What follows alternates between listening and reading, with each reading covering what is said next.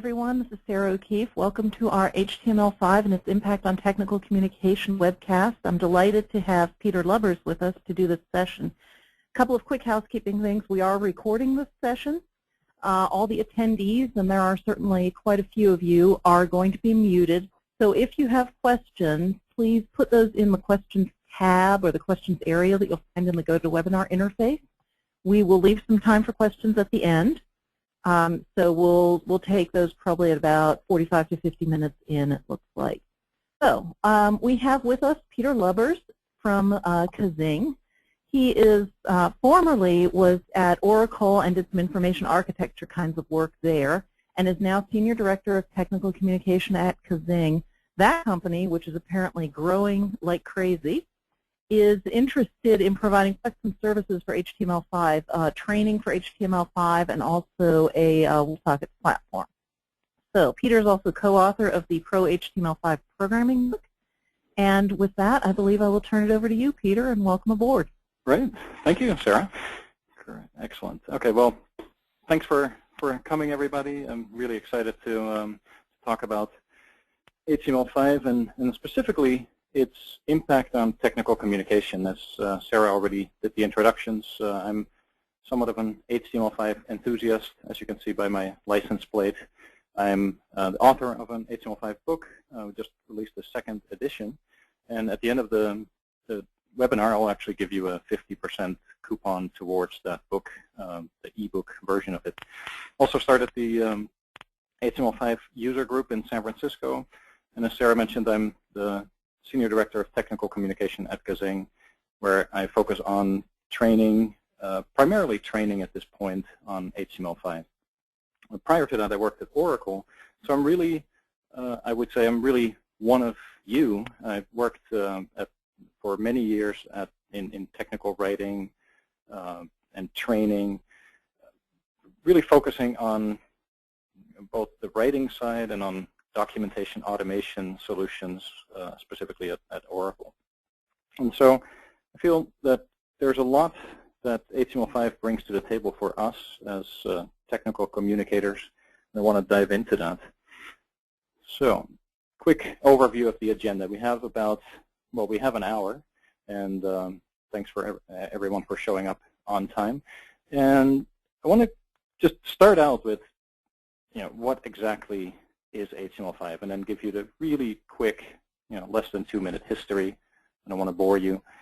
We'll be going pretty fast. I have about 50 minutes planned for a presentation, and then we'll take your questions. And I'll give you, the session will be recorded, and we'll have the slides available as well. Then we'll talk about all the different feature areas and a few of the tools you might need. If you're on Twitter, the hashtag is here, HTML5TechCom with double M at the end is the hashtag.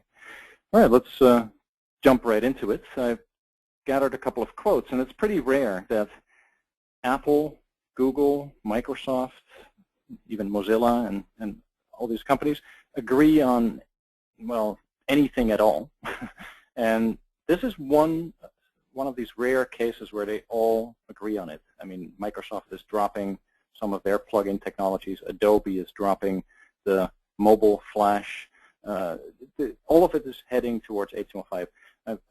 Not to put myself at the same level as these other industry greats, but my prediction is that HTML5's impact on technical communication will be bigger than that of DITA. And if you've been at technical writing conferences over the years, DITA has made quite a splash. In the early days when I started attending and speaking at some of these conferences like Writers UA and SDC and so on, DITA was just sort of a small topic in the back room, and then it got bigger and bigger, and now it's like there's still an enormous momentum. I think HTML5 will have a similar impact, but I don't want to say it's going to replace it or be a competitor to it. I just think the overall impact will be great. And I was talking to Don Day, one of the people really behind DITA, and he has a nice blog post that I've linked to here, and maybe you can check out later if you're interested in that, because I think we'll continue to author in DITA and in structure And HTML5 will really be the output. So it might replace the sort of the XHTML output that you're currently generating. So I think that's more of the right way to phrase it, right? The classic systems that are generated will be replaced with new and modern techniques using HTML5 and CSS3. Now, there was a question before we started the webinar about how important is this HTML5, and should I just learn as we go, or should I really start taking a look at it? The Indeed.com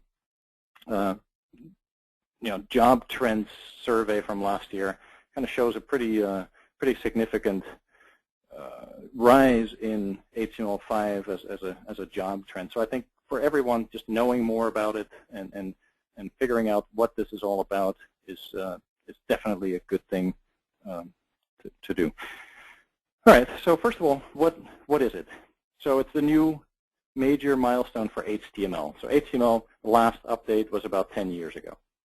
So there's a lot has changed, and the focus is more on web applications, although websites are can take equal benefit from that. Also, the web applications now are getting so powerful, and the reason for that is what I'll show you later, all the features that are part of HTML5, that they're getting to be on par with like a desktop application or a native application on a mobile device. There's still some edge cases, of course, but more and more we see things, they're possible in the browser now that were just simply not, you couldn't even think of in the past. Now, from one angle, you might say, well, HTML is HTML and CSS is a different standard and JavaScript is a separate specification, and that's true, and I'm not here to sort of blur the lines around these technologies. But what I will say is that modern web applications are built using a combination of HTML, JavaScript, and CSS.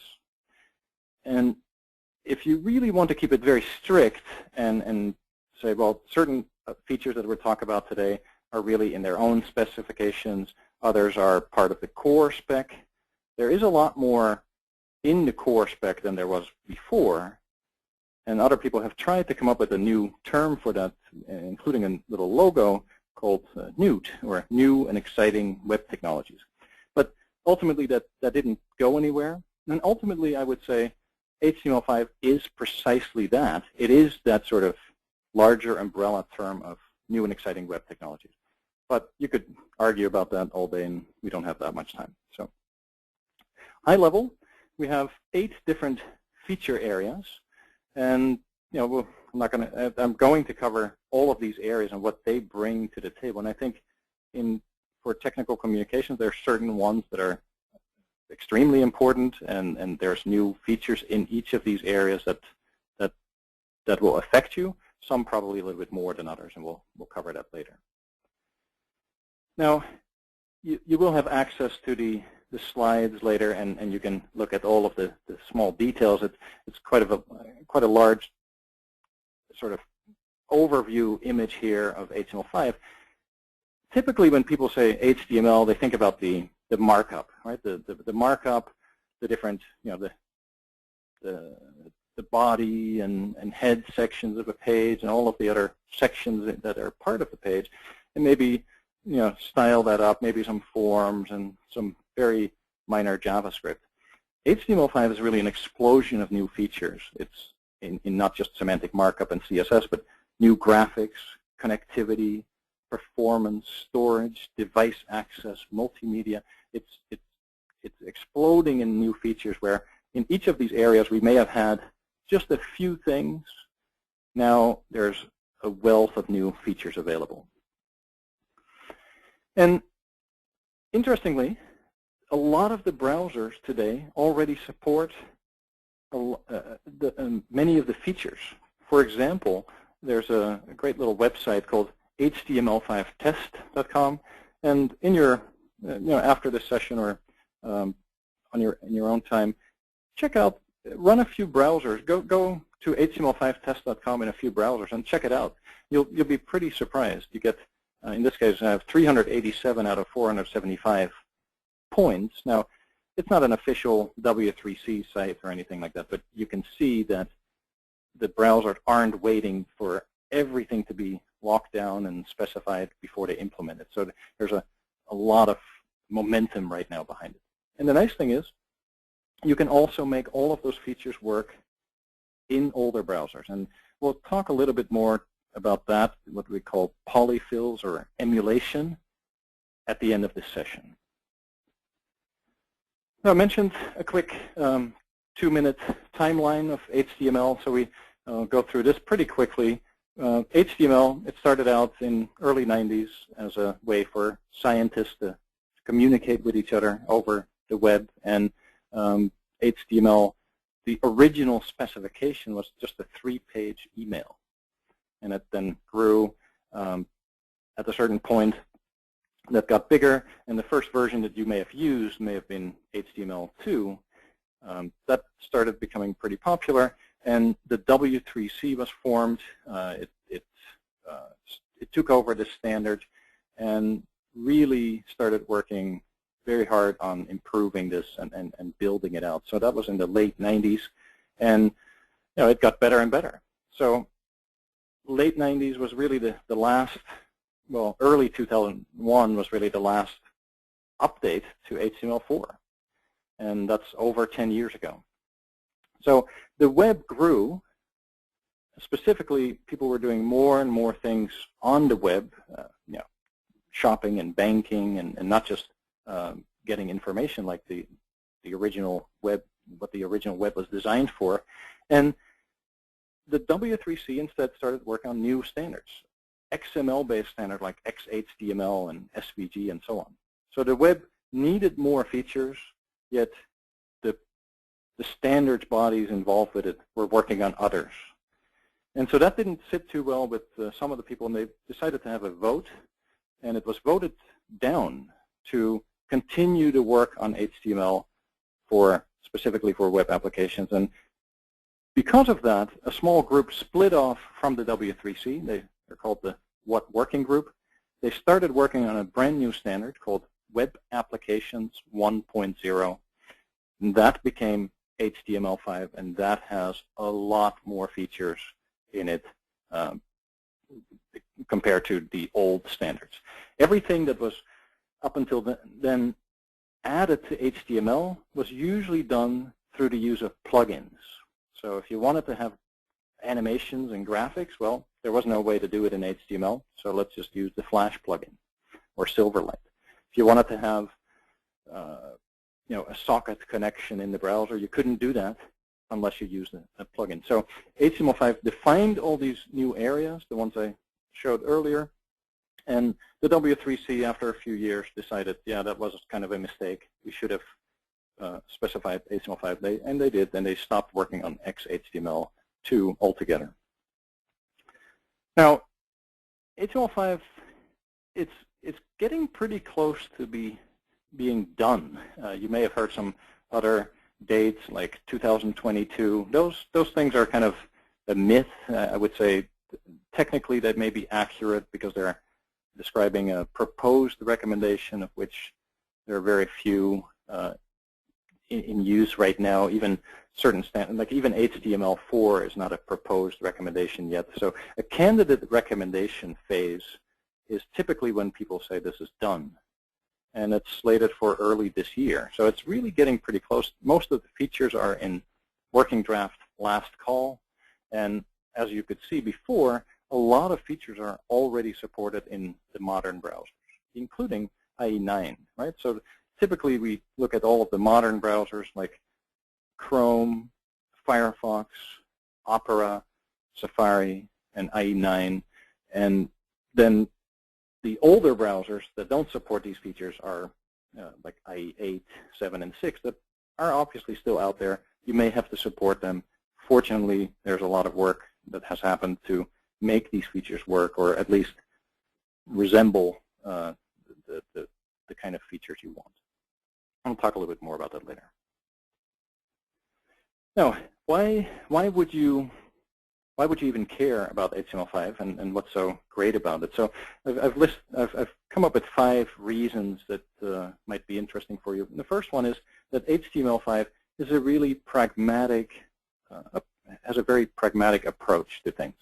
It's solving real problems. And a good example is, well, I'll come back to that example in a second. A good example is a form.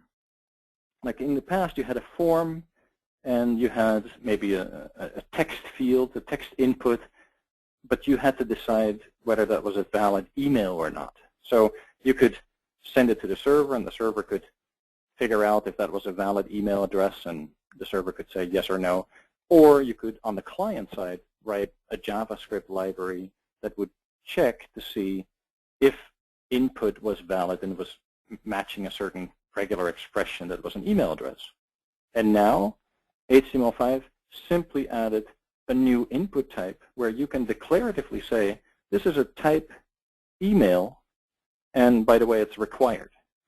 So if we look at that in action, we'll see, for example, a simple sign-up form where I may have a few things like this. I type in an incorrect email address, and I submit the form, and immediately the browser will say, hey, that's not a valid email address. It just knows about that, and the only code I had to write was type equals email. Similarly, you can say type equals date. Type equals date gives you a complete date picker.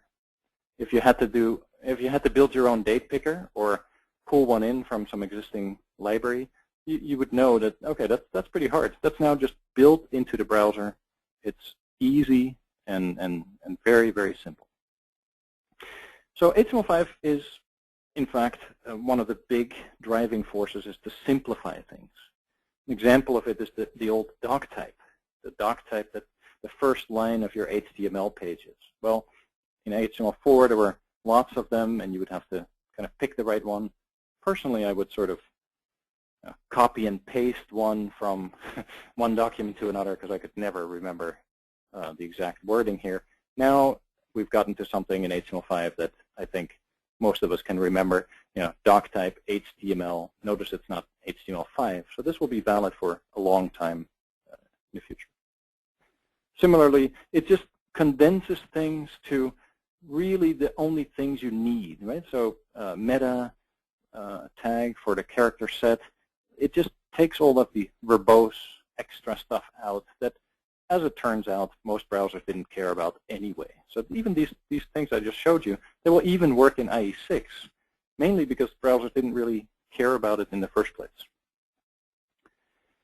And if you look at the most minimal document in HTML5, in the past you would have your HTML element, head, body, and all of these other elements. Those are not really required anymore in HTML. So the output is very simple and easily structured. You have your doc type, you have your character set, your title, and some content. So in less than 70 characters, you can have a complete HTML document. Now, there are some reasons for still adding a few of the other elements and so on. We'll come into that in a second. But really, it's quite interesting that so simple, the browsers they have such a good parsing algorithm in HTML5 that they will figure out where all these things fit. So the browser will build up the DOM tree from the markup that you've written, the very simple markup, but it will build the correct DOM tree. And by the way, the hashtag for today's session is HTML5 TechComm with 2 M's. HTML5 is also really built to be universal from the ground up. That means it supports all languages. It supports accessibility. It has accessibility really built in. And a great example, and I'll show you that later, is the accessibility standard for web video. So video text tracks are very easy. It's a text file you can add to your videos, and I'll show you more on that later. But very simple. You add a reference to a file, and it will show up as subtitles under your video. So when features are added to HTML5, it's not just, well, let's build this feature, and then accessibility and language support and internationalization is an afterthought. It's really built in from the ground up. And of course, there are some cases where it's not perfect. I'm not here to overhype HTML5, but in general, that is the design goal behind HTML5, to make it accessible. Also, the new markup that we'll take a look at in a second is really that. It really helps you define areas of pages that make sense and that can give screen readers, for example, a good sense of where you're going. Also, it's all about a plugin-free environment. So in the past, if you wanted to have video or animations in your pages, you'd have to use a plugin like Silverlight or Flash. Now, these plugins, they may not be around for much longer. If you look at Adobe killing off mobile Flash, Microsoft abandoning Silverlight, and so on different platforms, that's where things are headed, right? There are certain, like the iPad doesn't support Flash, but in the future there will be less and less support for plugins. And so all of these things, Bruce Lawson, an author of another HTML5 book, said it really well. Built-in is always better than bolt-on. And a bolt-on, the plugins would be the bolt-on technology. And if you have it natively available, so much better. And so a lot of our, in technical communication, a lot of our deliverables may rely on the Flash plugin. So if all of a sudden that stops working on certain platforms, we have to have a good answer, and the answer is HTML5. Security is also a really big deal. I'm not going to go into a huge amount of detail here, but there are standards for cross-domain communication, and everything in HTML5 is designed in a secure way. And if there are any issues, which of course everything has its flaws, then at least they can be fixed very quickly. There's a huge momentum behind HTML5 that other proprietary technologies like plugins and so on just don't have. So I think you'll see that in all of the feature areas, all of the new features in all of those different areas will have a big impact on our technical communication, right? We should start using some of these features, and I'll show you the different areas that are, I think, the most important in a little bit. And it's starting to be adopted pretty well. I mean, it's not, 2 years ago, I would argue, yeah, it's a little bit early. Right now is really a good time to start planning this out and start using the features, because they can really be used today. All right, so back to these feature areas. I'll cover now these different feature areas in a little bit more detail and show you the parts that I think are going to have an impact. All right, the first area is the semantic markup and microdata area. Now, one really important thing I think that affects technical writing in general, and especially the output that's generated by many converters. Now, it doesn't have to be the DITA Open Toolkit, but it can be any sort of conversion process that takes maybe your docbook or data content and spits it out into XHTML.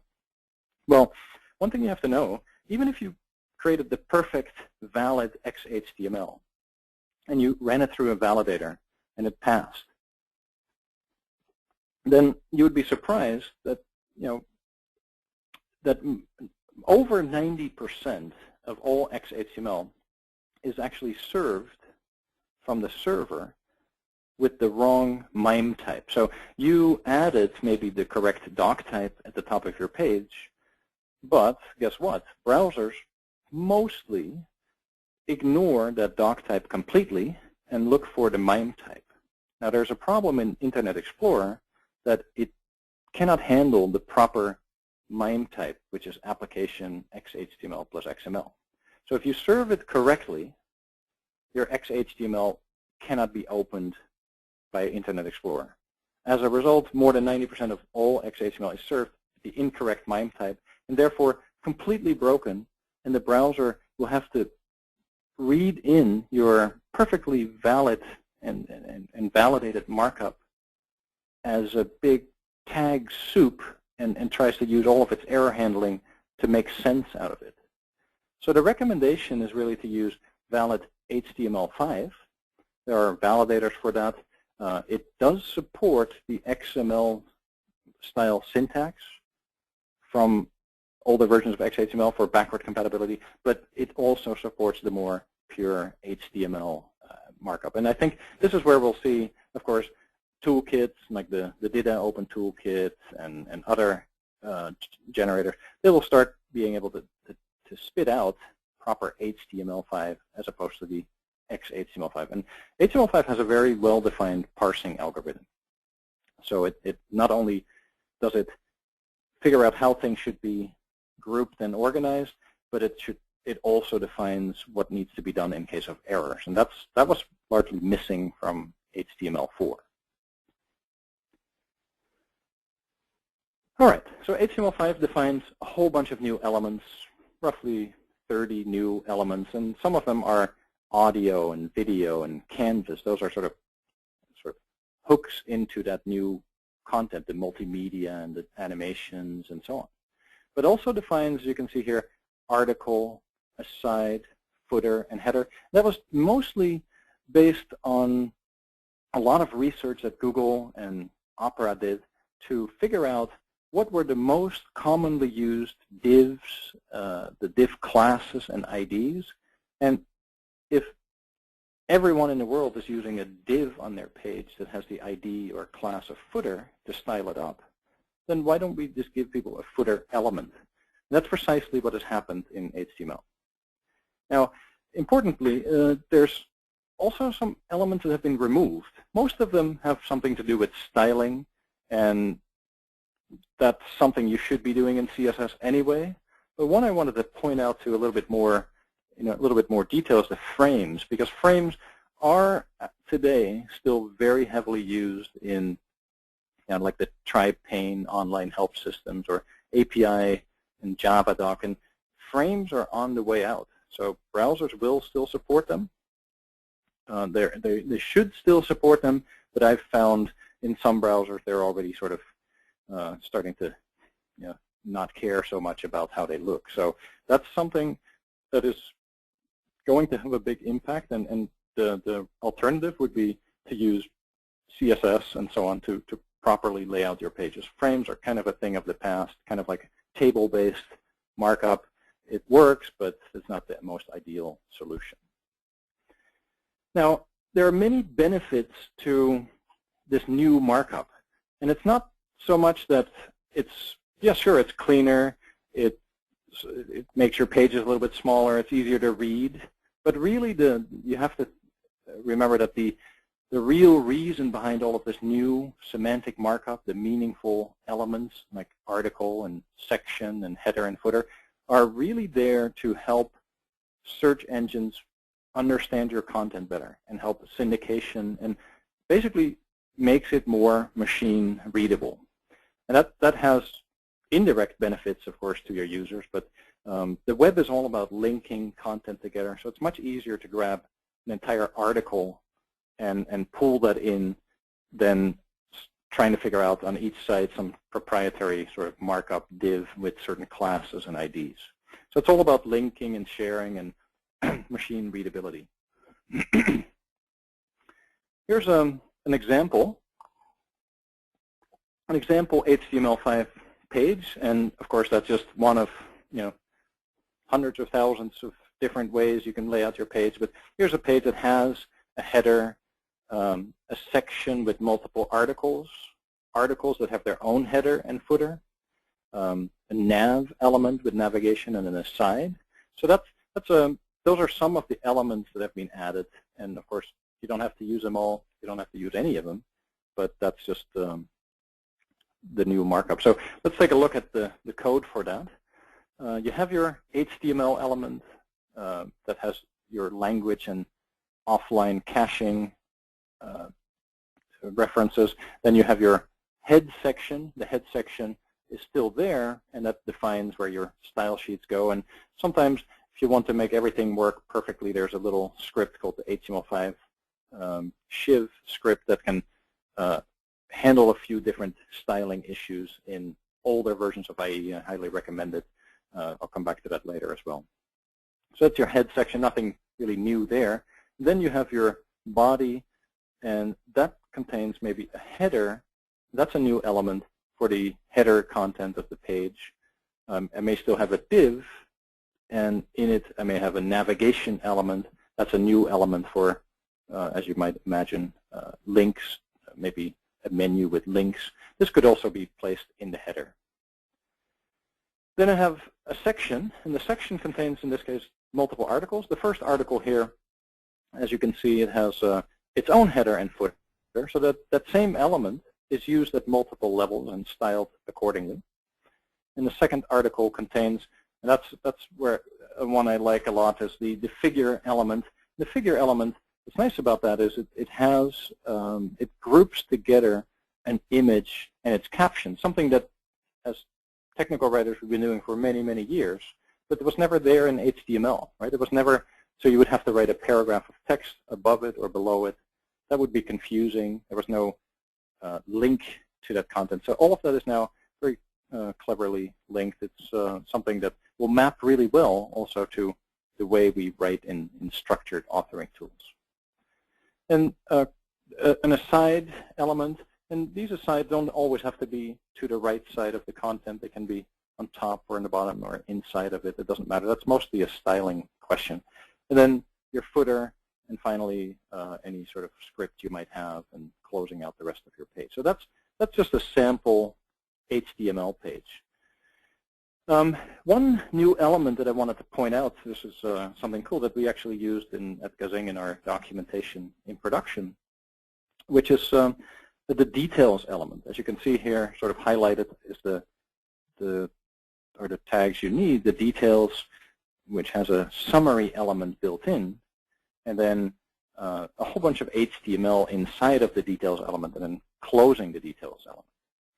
And this is what that would look like. So if you're familiar with like large documentation, this was a setup guide that we built at KAAZING, where there's information there, download options that most people may not really care about. Or if I told you, unzip this file, then probably you don't need instructions. But there are additional things that we need to have documented, but we don't want to clutter up pages and pages of extra information. That's where the details element comes in handy for sort of a progressive information disclosure, where you click on it, it expands into this larger area. And this can be huge. It can be very small. It can be big. It just gives you that extra information at your fingertips, built into the browser. All you need to do is mark it up that way, and very, very nice feature. There's also something called microdata. I'm not going to spend too much time on that. Maybe something to look up if that's something that's of interest. But it's sort of an additional level of making your content machine readable. And the best way is maybe to look at this as an example. There's all these different data vocabularies that have been designed and are continuously being designed.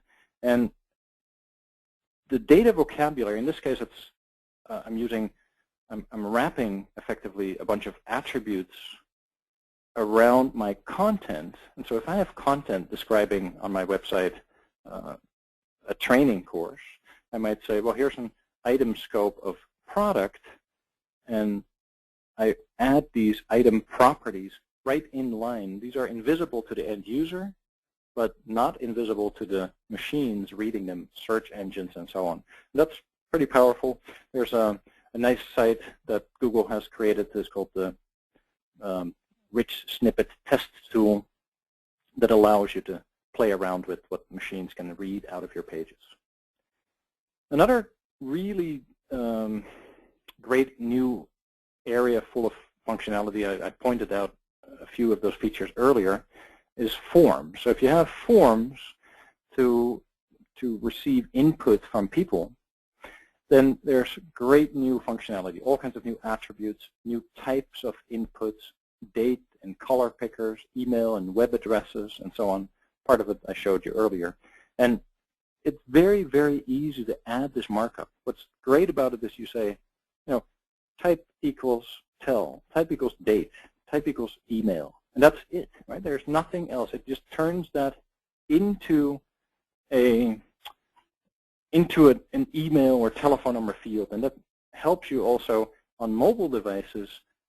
Mobile devices can take advantage of that and give you the right virtual keyboards for entering the data. So it's all about a very nice experience, but in a very easy declarative way without writing tons of JavaScript and all kinds of other packages you might need to load into your pages. It's all just there natively in the browser.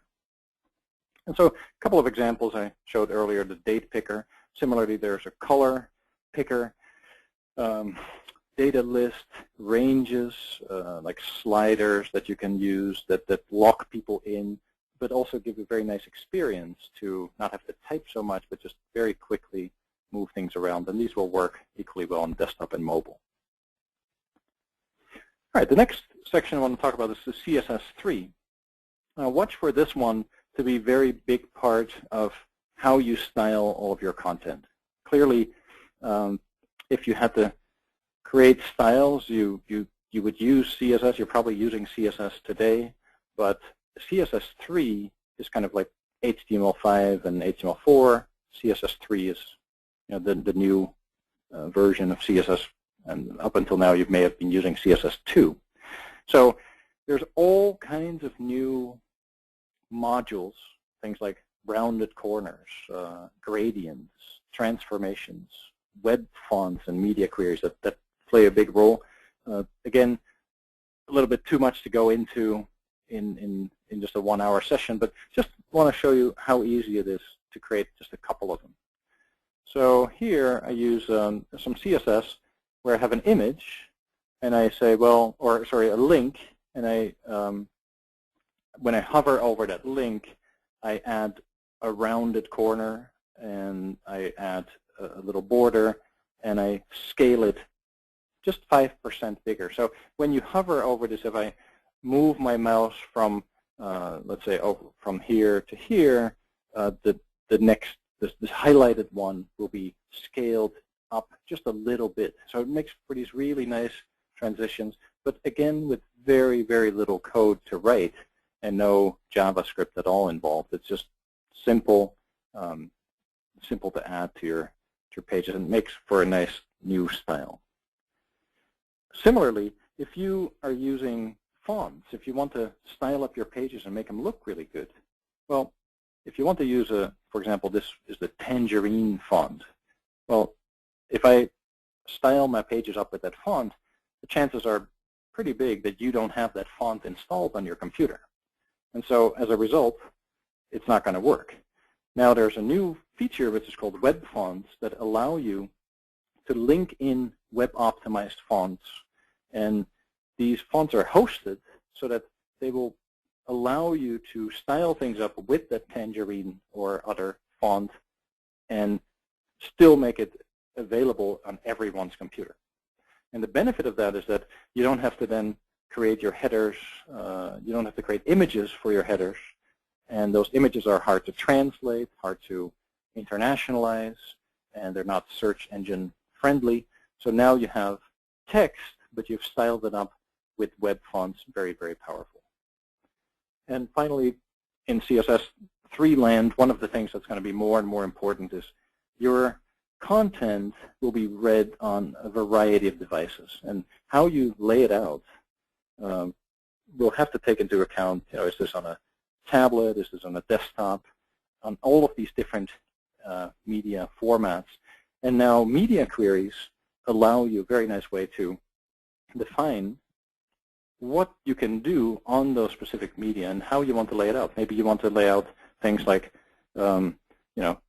in multiple columns in case you're on a desktop. But if you're on an iPhone or a very small device, it's just a single column. And so the Boston Globe did a great job of redesigning their whole site in HTML5 using responsive web design, which uses those media queries to detect what's being used and then lays things out. So that's going to be, I think, more and more important.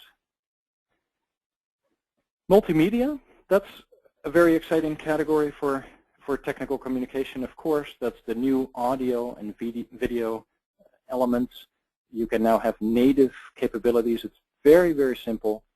You add your videos as though it were an image, and there's a great way to do that. So here is an example of a very simple audio file, and you can see here the subtitles.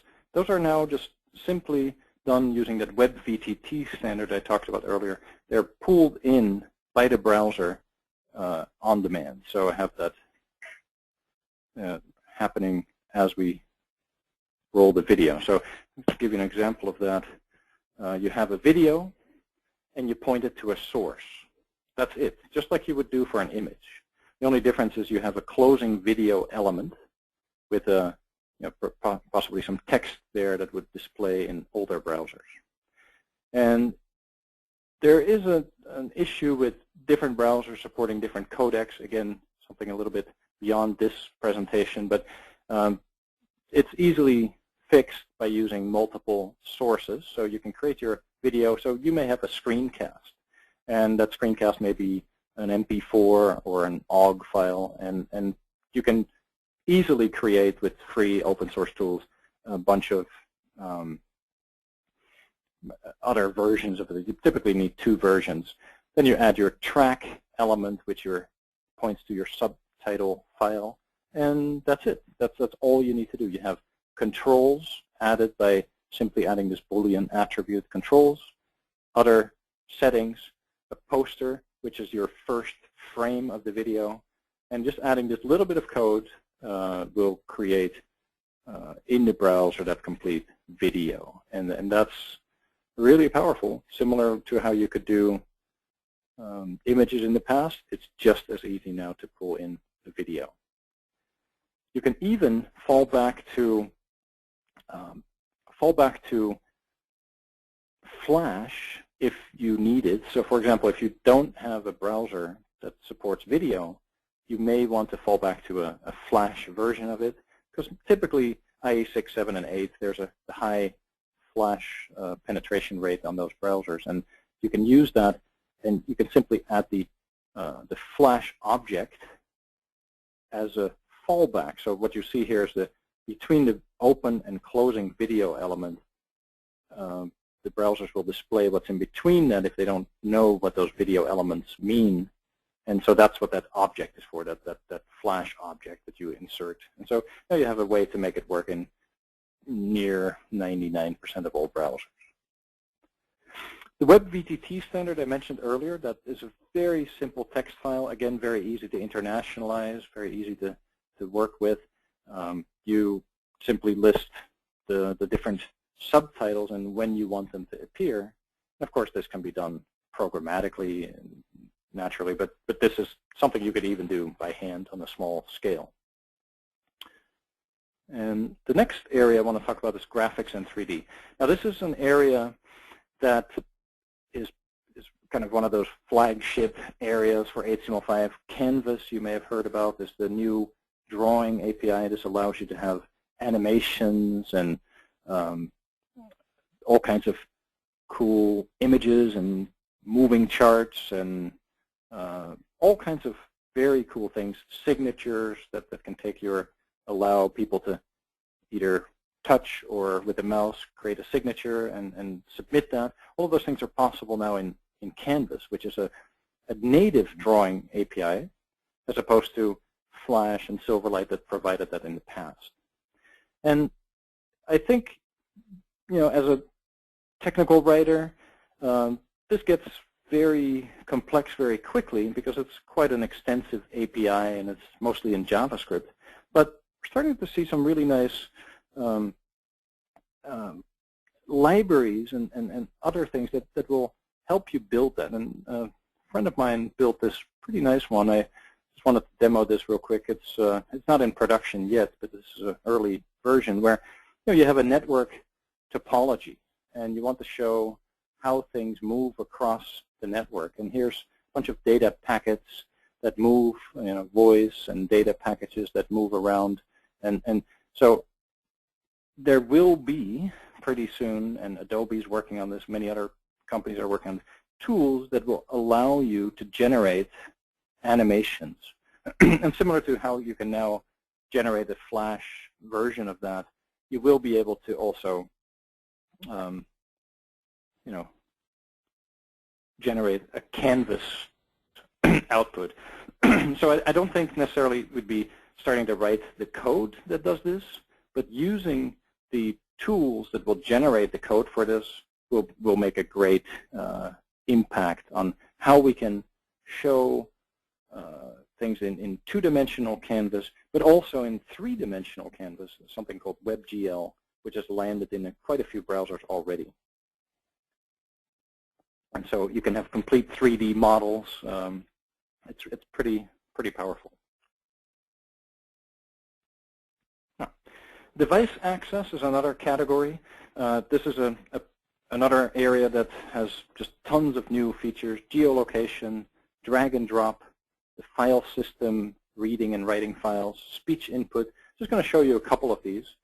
Everything you can do right now on a mobile device natively, you're starting to be able to do in a browser. So browsers can now detect where you are, and you can build applications around it. Find the nearest office, or add the location to comments that people are leaving on your documentation to make that very interactive.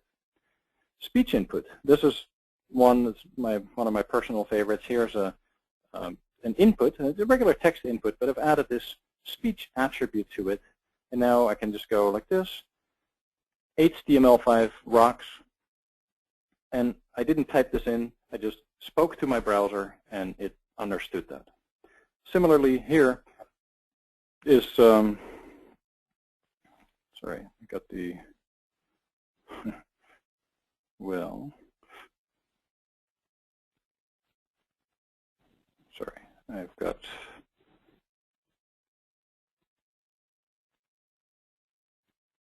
let me just pull that up 1 second.